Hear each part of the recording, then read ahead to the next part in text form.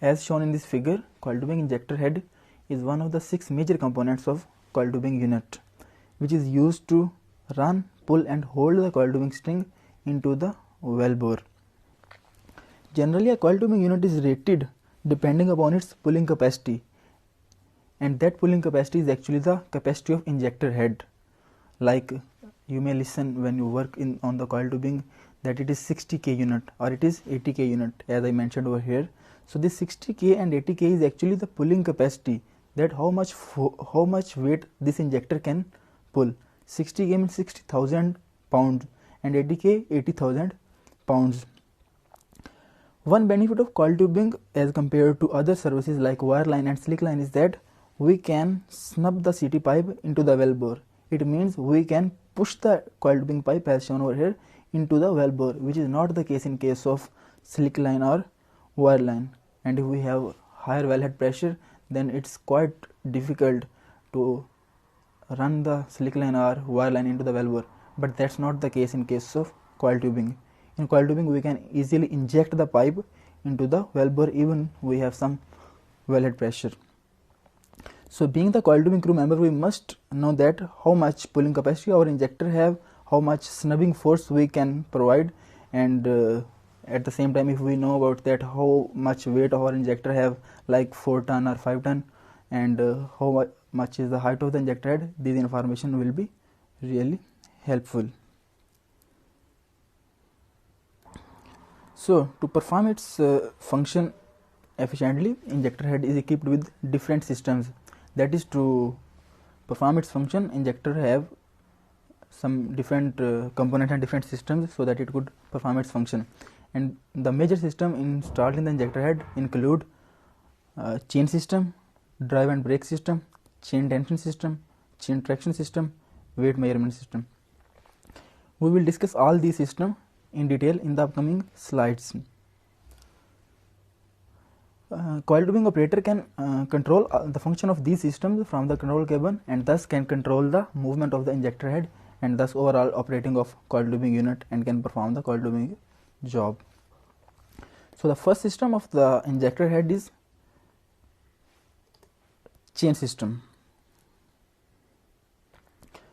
So the chain system is composed of two endless chains, means two continuous chains, which are driven by two hydraulic motors, as we can see here in this injector, and I will show in the later slide with the clear picture.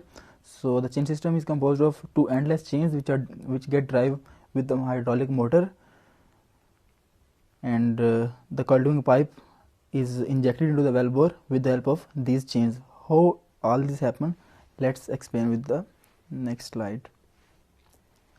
So first of all, let's see the major parts of coiled tubing chain.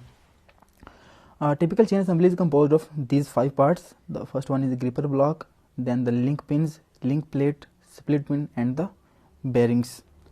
These gripper blocks, as the name indicates, grip the coiled tubing pipe and then inject this pipe into the well bore. As we can see over here in this slide, these are the gripper blocks. When two opposite chains run in with the help of this hydraulic motor, so and with the help of this gripper block, coiled tubing pipe is gripped, mean hold by these chains, and then it is moved into the well bore. Size of the gripper block varies as we vary the size of the coiled tubing pipe. Like if we are using 1.5 inch coiled tubing pipe, then the size will be of 1.5 inch, and if we are using 1.75, then the size will be 1.75, and so on. The other important parameter of component of chain is bearings. These bearings are installed on the back side of the chain, and when we are performing coiled tubing job, these bearings play a critical role, because the ultimately the load of the chain is held by these bearings.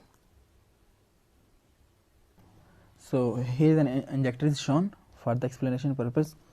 We can see the chain assembly over here, as we can see, and these are the gripper blocks attached to the chain assembly, and this chain is being driven by these two hydraulic motors. The similar chain as shown over here is also installed on the opposite side. So typically one injector have two chain assemblies rotating in opposite direction through a sprocket and ultimately with the hydraulic motor.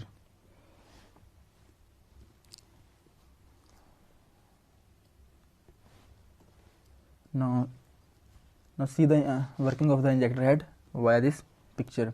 So here we can see that coil tubing pipe is being fed into this injector head from this coil tubing reel and through over this gooseneck or guide arc, and then this coil tubing pipe is injected into the valve bore with the help of this injector head. So here we can also see that as I explained at the start of this video, that injector head is one of the 6 major components, and these 6 major components are shown over here. Generally the chains which are used in the injector head are of two types. The first one is R type chain assembly and the second is S type chain assembly. In R type chain assembly, the bearings are the part of sked plates, which we will discuss later, and S type chain assembly, the bearings are the part of the chains, as we can see over here. Here the bearings as shown here are the part of the sked plates, means these are installed in the sked plates and chains are without bearings. But in S type chains, the bearings are installed are the part of the chain assembly and not the sked plates.